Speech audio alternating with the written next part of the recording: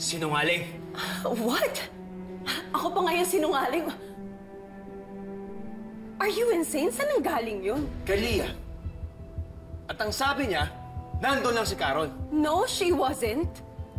Hindi ko nga siya nakita eh. And you told her, ikaw magkakontak kay Carol?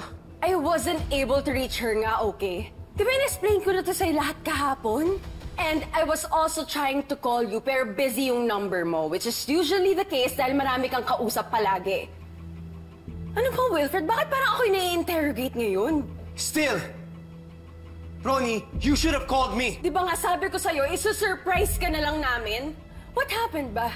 Nakausap mo na naman si Carol? Ako na naman yung sinisiraan niya? No, Ronnie. Si Leah ang kausap ko. At ang sabi niya, nandun si Carol. And you knew! Alam ka naman magsinungaling yung bata. Alam ka naman siraan ka niya. O sinasabi mo ba sinungaling ang anak ko? Yun ang sabi ni Leah, but I swear I did not see Carol. Eh di sana kung nakita ko siya, binigay ko na lang si Leah sa kanya. My God, Wilfred. Ako na nga ito nagmamalasakit sa anak mo. Ako pa yung pagbibintangan mo. How cruel can you get?